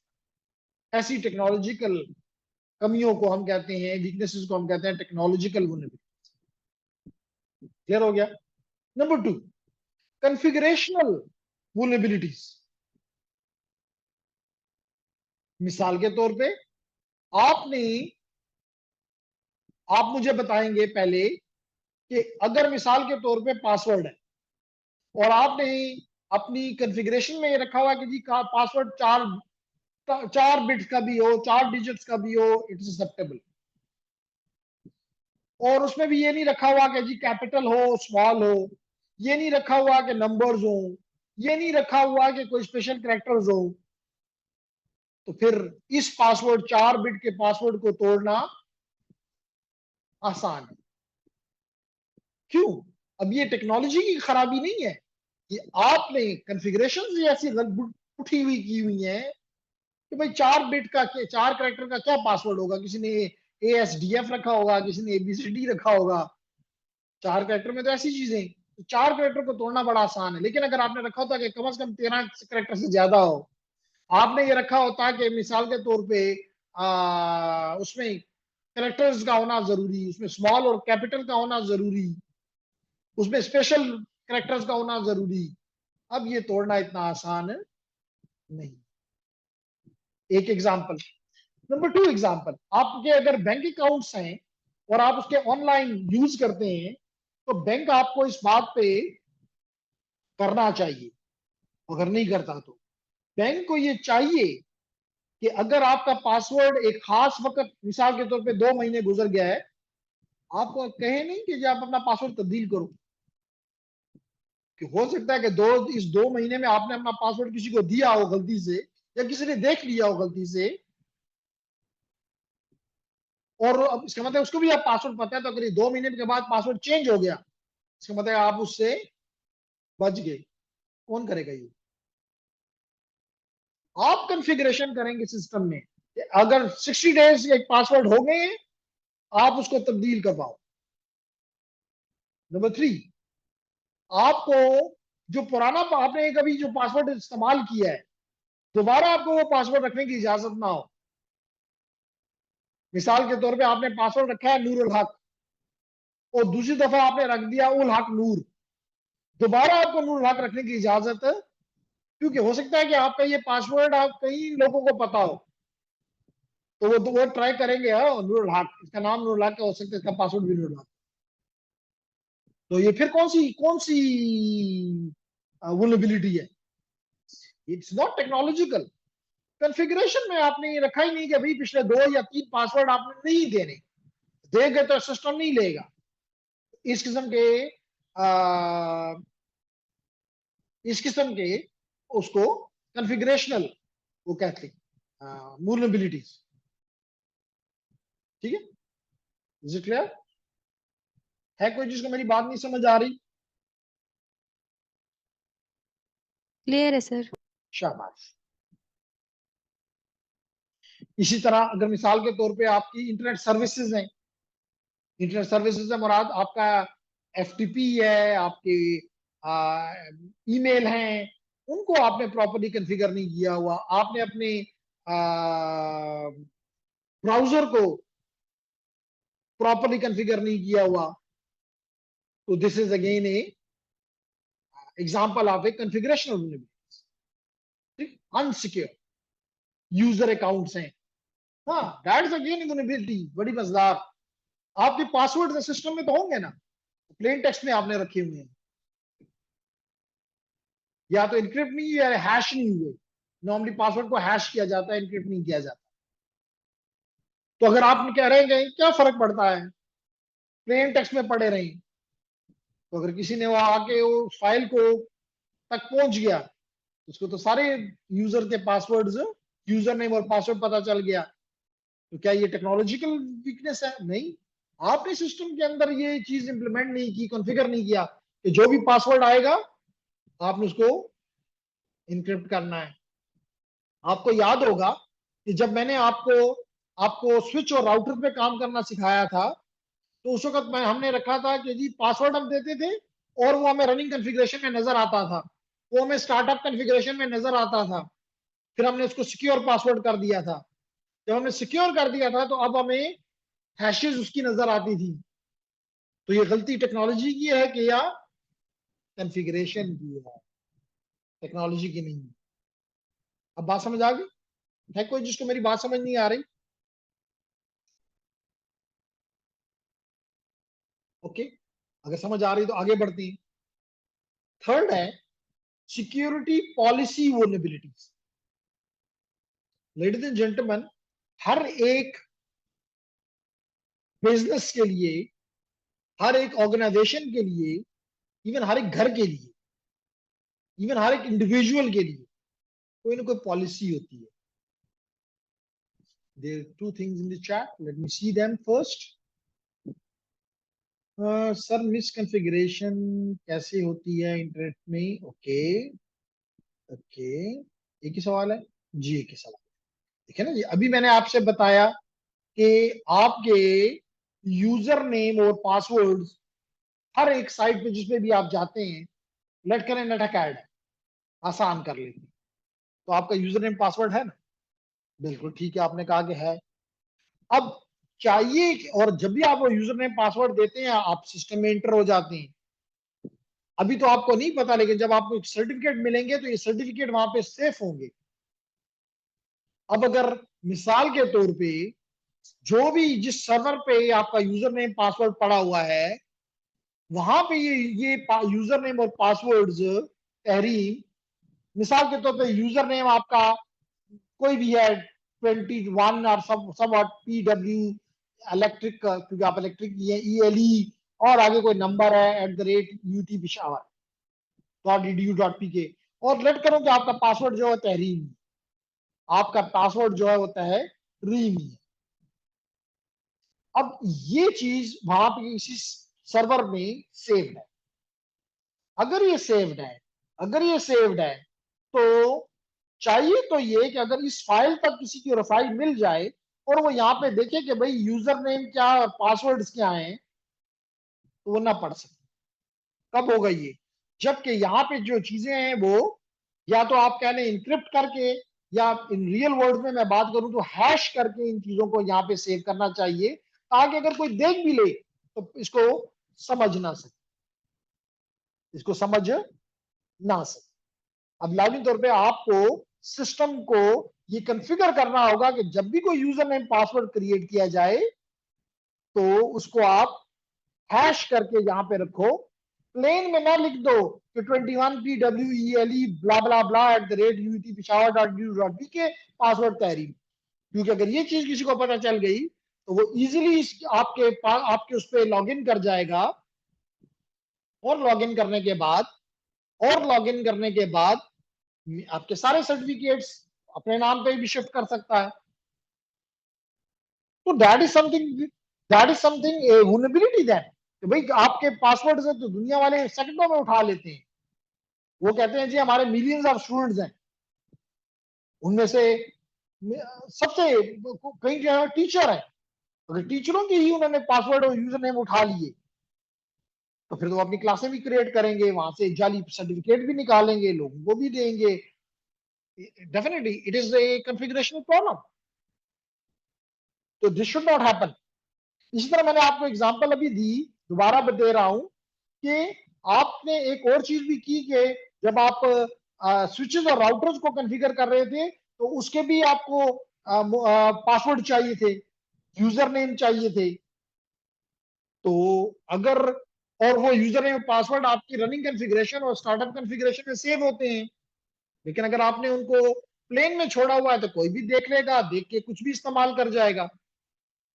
तहरीम अपने घर में बैठी होगी और उसका पासवर्ड, यूजर नेम पासवर्ड जो है वो कहीं और इस्तेमाल हो रहा होगा। This is not desired. As administrator this is your job to confirm it as well. Nice. तो लेडीज एंड जेंटलमैन, तो हम बात ही कर रहे थे कि प्रॉब्ली क्वेश्चन था तहरीम का कि क्या मतलब कॉन्फ़िगरेशन, तो आपने पासवर्ड्स को, जो यूजर नेम पासवर्ड आपके राउटर में है, आपने उसको नहीं हैश किया, तो गलती किसकी है? सिस्टम की तो नहीं है, टेक्नोलॉजी की तो नहीं है। टेक्नोलॉजी ने तो फैसिलिटी दी है तो जनाब आप ये कर सकते हो, आपको करना चाहिए। इस किस्म के वल्नरेबिलिटीज को कहते हैं कॉन्फ़िगरेशनल वल्नरेबिलिटी। अब क्लियर हो गया? तहरीम, प्रॉब्ली क्वेश्चन तहरीम का था।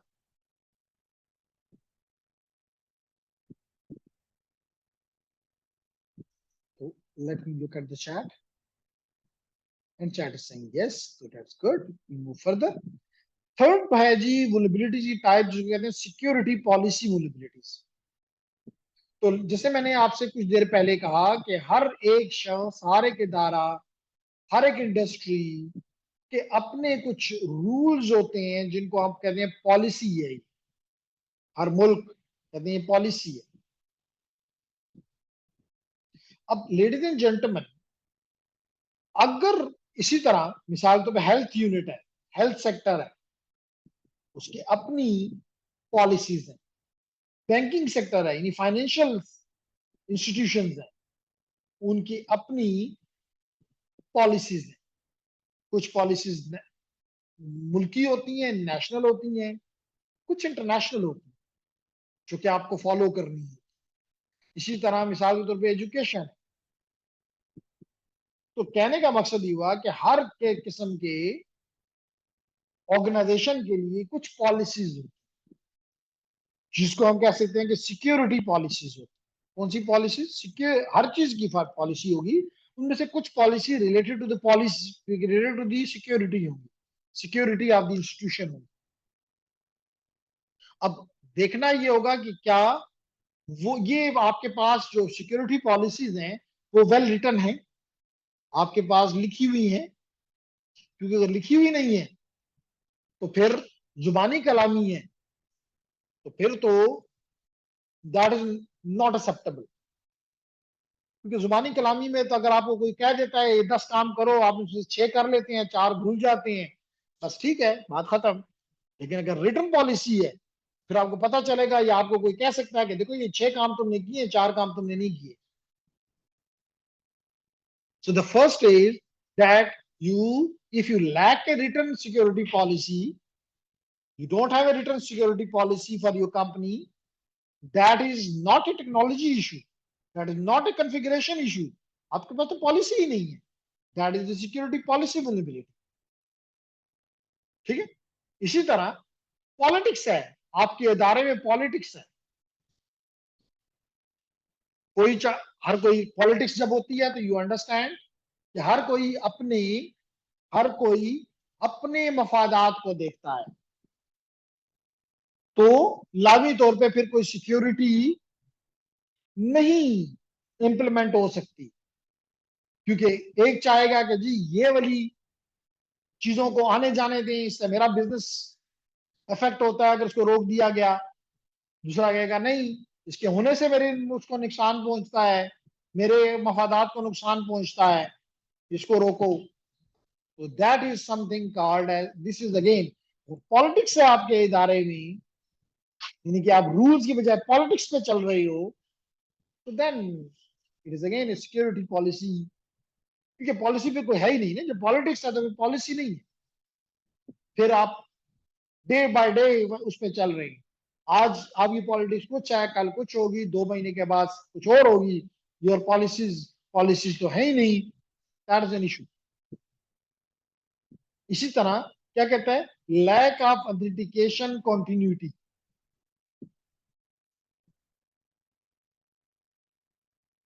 ऑथेंटिकेशन की कोई नहीं है। मिसाल के तौर पे आजकल अगर आप लोग बैंक वगैरह से ऑनलाइन कुछ कोई भी करते हैं, तो you provide your user name, yes, you provide your password, yes, even with these two the bank don't provide you access। वो क्या कहता है जी मैंने आपको 2 ओटीपीज भेजे हैं, एक आपकी रजिस्टर्ड मोबाइल पे, एक आपकी रजिस्टर्ड मोबाइल पे, और एक दूसरा ओटीपी भेजा है आपकी ईमेल पे। अब एक्सपेक्ट ये किया जाता है कि यूजर नेम पासवर्ड तो आपका कोई देख सकता है, या इवन मे बी कि आपको जोर से लैपटॉप के आगे बिठा के कहा जा रहा है कि यूजर नेम पासवर्ड लिखो, लेकिन अगर आपके पास आपकी मोबाइल नहीं है तो उसमें ओटीपी आएगा, ओटीपी या नहीं आए, सिस्टम को दोगे तो सिस्टम नहीं आपको एक्सेस करने देगा। मतलब चंद दिन पहले मैं नॉर्मली एक ओटीपी होता है, मैं चंद दिन पहले एमसीबी पे ये काम कर रहा था तो मैंने देखा 2 ओटीपीज। वो कहते थे ईमेल में जाके वो ओटीपी भी इंटर करो और मोबाइल पे जाके देखो, यहाँ भी एक आपको एसएमएस में वो आया है, इनके 2 डिफरेंट नेटवर्क्स पे आया है। आपको पता है email is different network, this is an IP network और सेलुलर नेटवर्क, 2 डिफरेंट नेटवर्क पे 2 डिफरेंट ओटीपीज भेज के वो कहते हैं इंटर करो, तो फिर उसके बाद ये अकाउंट बनेगा। तो इसका मतलब है कि, और ये पॉलिसी की कंटिन्यूएशन होनी चाहिए कि ऑथेंटिकेशन इस तरह होगी, ये नहीं कि किसी के लिए यूजर नेम पासवर्ड भी ना रखो और दूसरे के लिए को नहीं ये तुम ये करोगे, नहीं, ठीक है। इसी तरह सॉफ्टवेयर एंड हार्डवेयर इंस्टॉलेशन, आपने जो सॉफ्टवेयर और हार्डवेयर इंस्टॉलेशन करते हो इसके भी and changes not following policy. Again policy नहीं है कि किस तरह आपने हार्डवेयर किससे लेना है, किस पे सॉफ्टवेयर खरीदना है, पॉलिसी होनी चाहिए।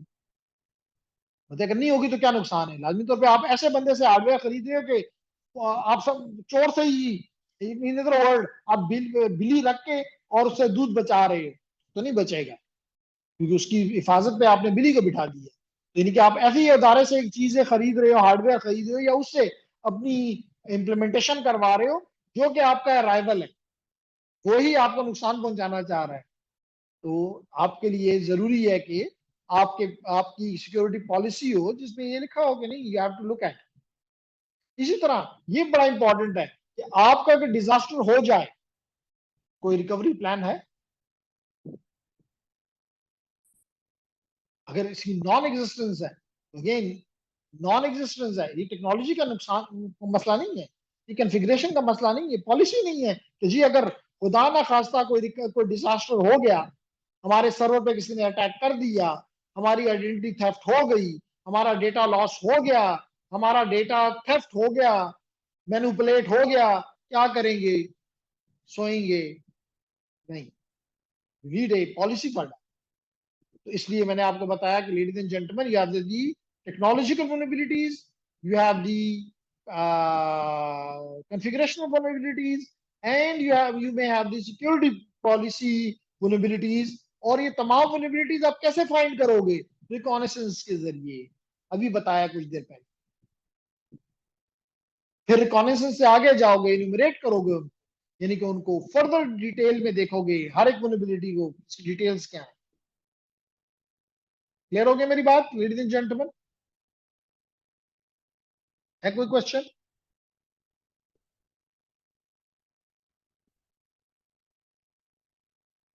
आगे चलते हैं जी, अगर आपका क्वेश्चन नहीं है।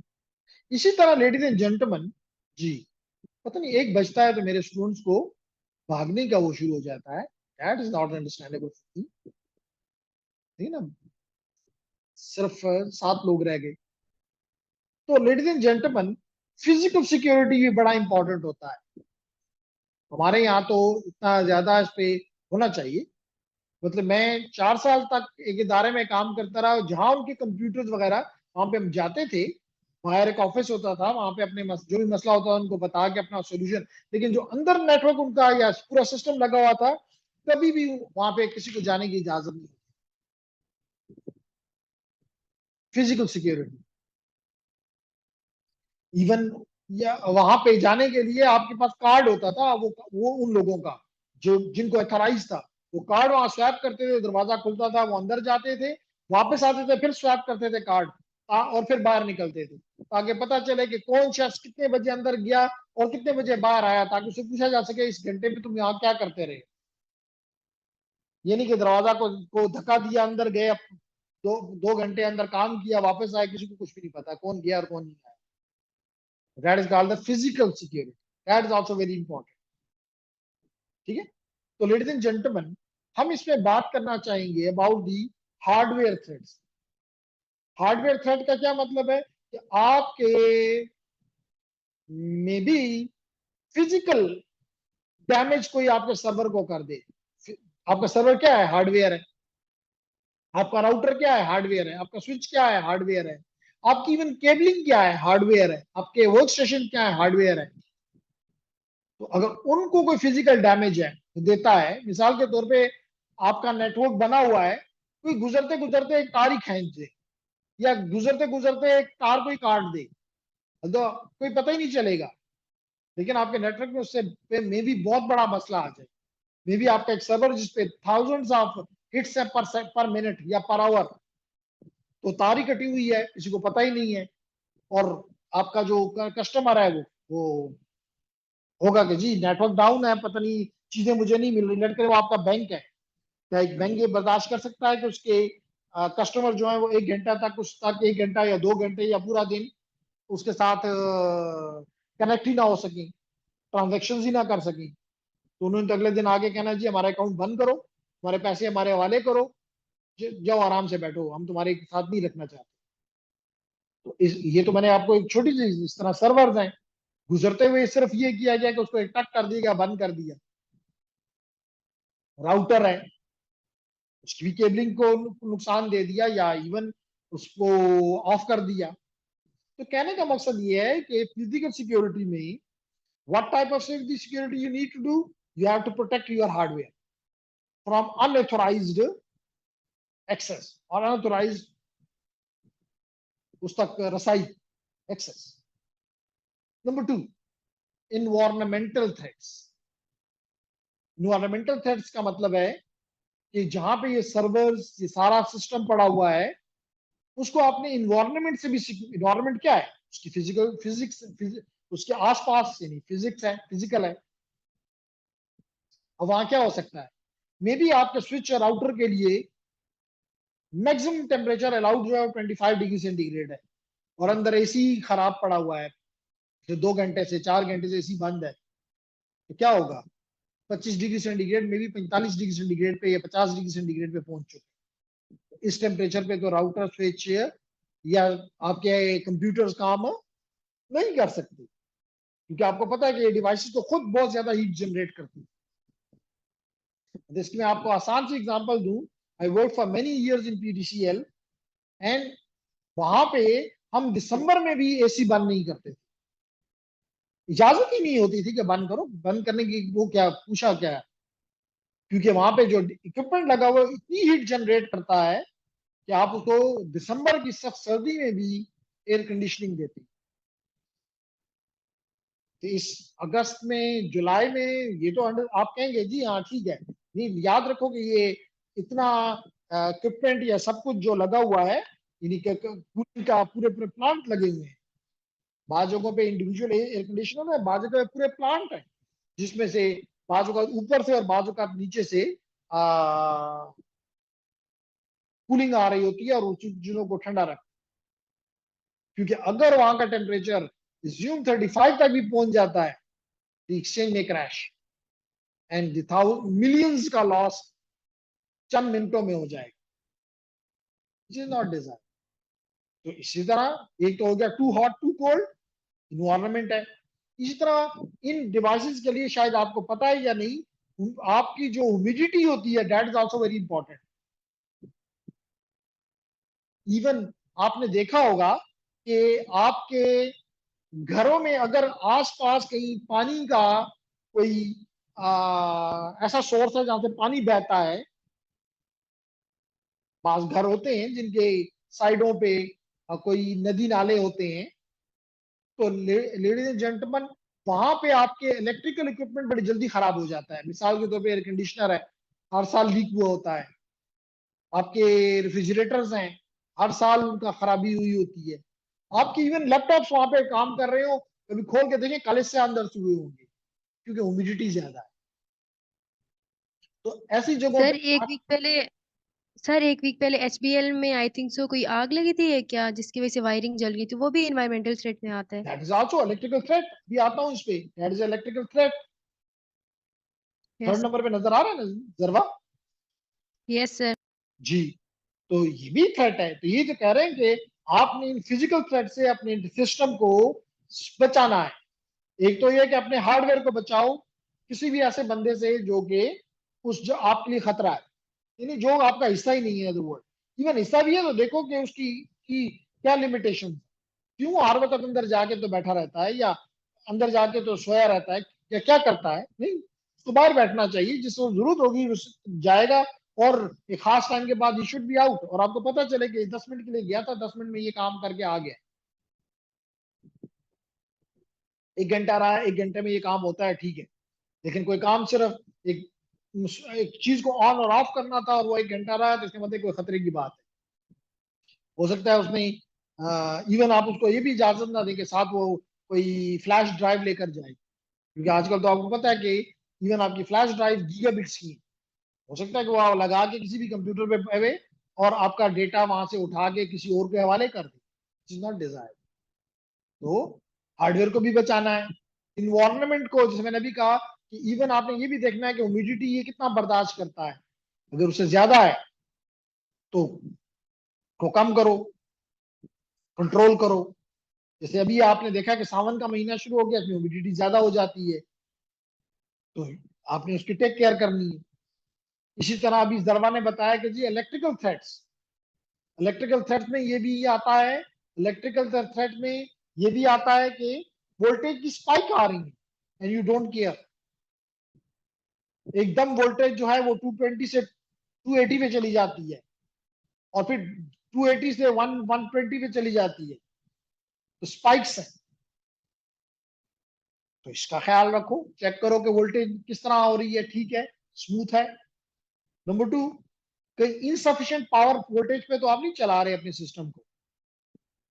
मिसाल के तौर पर आपको वोल्ट मीटर लगे हुए हैं सामने और आप देख रहे हैं कि वोल्टेज आपकी 160 है और आप आगे अपने इक्विपमेंट को उस पर चला रही हैं, लाजमी तौर पर इट में डैमेज है, तो लाजमी तौर पर you have to step up your voltage, ठीक है ना जी। इसी तरह ये भी हो सकता है कि और इस इनसफिशिएंट पावर सप्लाई वोल्टेज को एक नाम दिया जाता है ब्राउन आउट। क्या कहा जाता है? Brown out. ये आपको नजर आ रहा है आपकी स्क्रीन,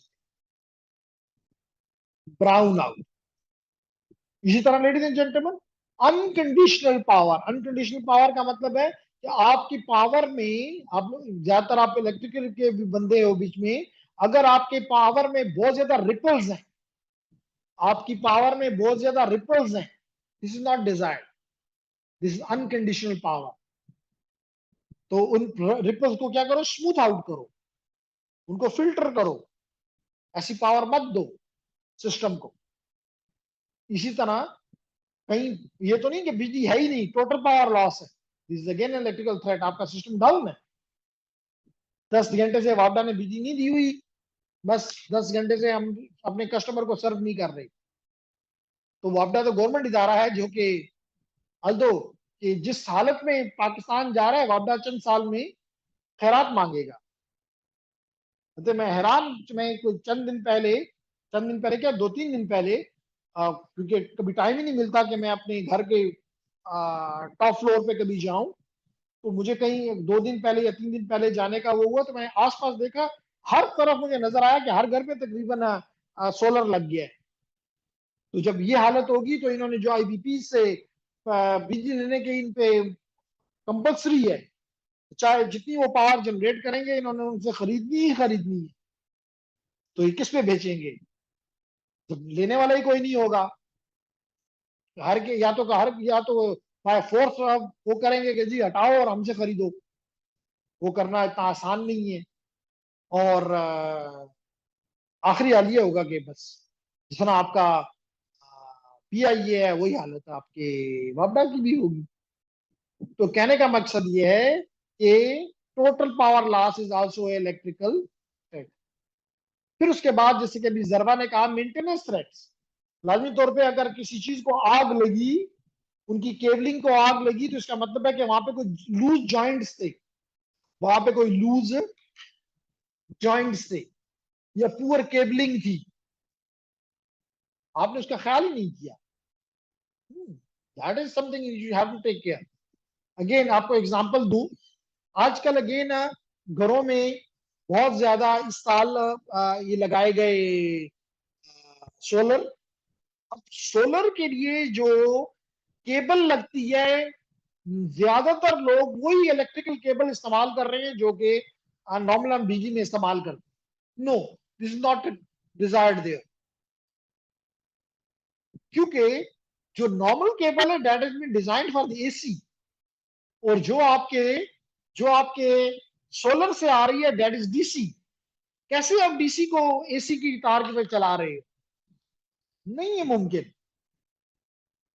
अगर आप सही हालत में इसकी केबल खरीदो तो कोई तकरीबन आम सी, एक घर के लिए कह रहा हूं, बड़े इदारों के लिए नहीं, आम सी केबल 1 मीटर की तकरीबन 300 रुपए की है, 1 मीटर ओनली।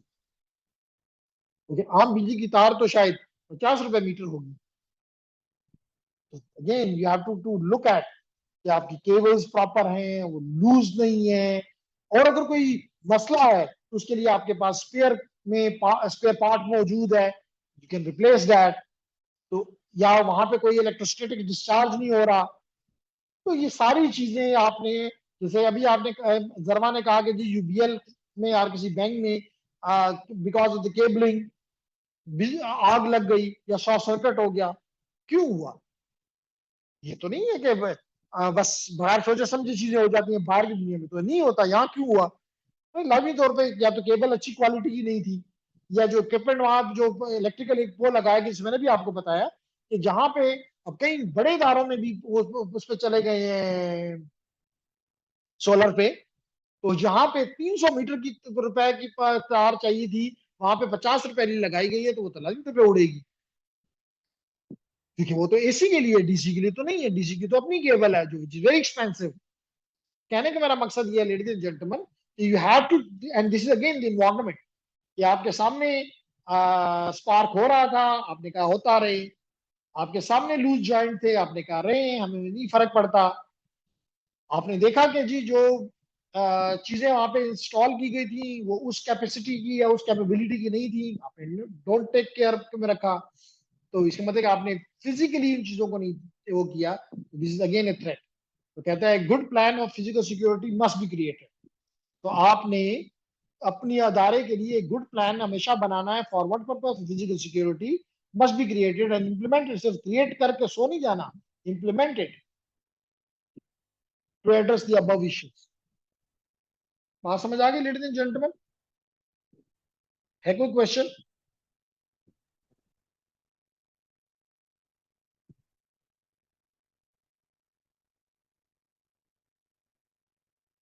क्लियर? तो चलें, आज के लिए, कल इंशाल्लाह ताला नेटवर्क अटैक्स के साथ हम आगे बढ़ेंगे।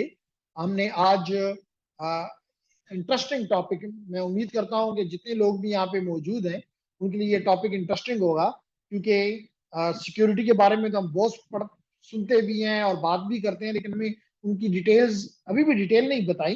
डिटेल बहुत डिटेल है, लेकिन कम से कम एक आइडिया तो as a engineer as a scientist आपको है कि जी साइबर में क्या मसाइल हैं और इन पे क्या कुछ करना चाहिए और क्या हमें ये एरिया लेना चाहिए या नहीं लेना चाहिए। तो इंशाल्लाह ताला we will be more concentrating on the other. जो आगे हम बढ़ेंगे तो इस टॉपिक पे फर्दर भी बात करेंगे, लेकिन हम इसके मैंने आपको कहा कि हम इस पे डिटेल्ड कोर्सेज भी ऑफर करते हैं और करते रहेंगे। अगर आप लोगों का इंटरेस्ट हो तो then you can join them and you can make your future there. So if you have any question, please come on.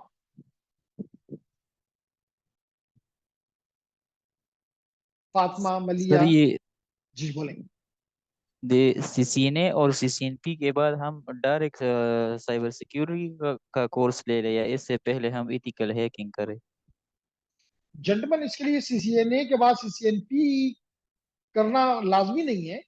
जैसे मिसाल के तौर पे अभी आपने 2 कोर्सेज पढ़ लिए हैं, तो you have a good knowledge of networking, switching, routing, wireless. अब you have good knowledge of these topics. तो after this you can take, अगर आपको फील हो गया, क्योंकि होना ये चाहिए कि हमारा स्टूडेंट जब 4th सेमेस्टर में पहुंचे तो उसको ये कम से कम पता हो कि what I want to do. मेरे पास अभी 8th सेमेस्टर के स्टूडेंट्स आए और मेरा जो अभी स्विचिंग राउटिंग का कोर्स स्टार्ट हो रहा है उसमें उन्होंने रजिस्ट्रेशन करवाई।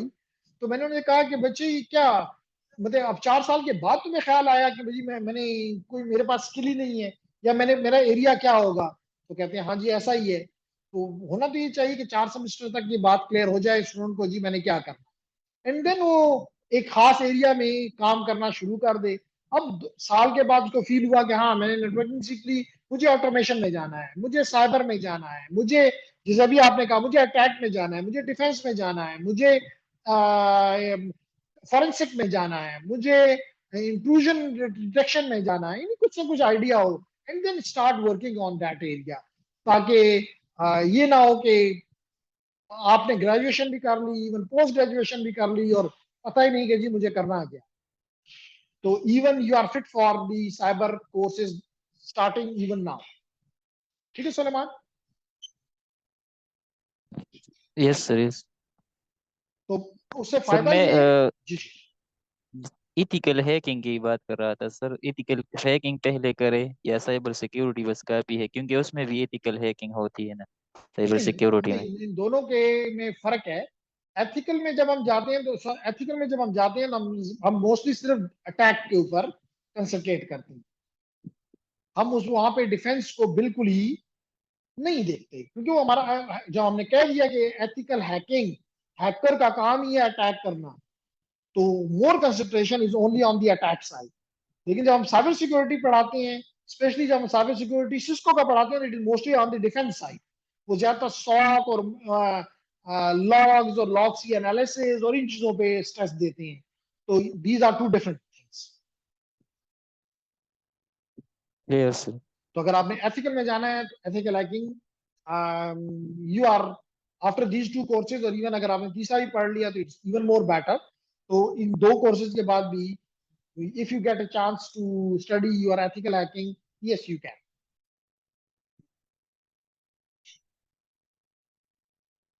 Okay sir.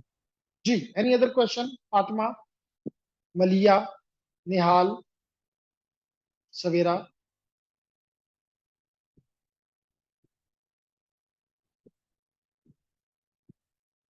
So let me look at the chat, and if so there is a clear, so I close the session here and see you inshallah tomorrow again.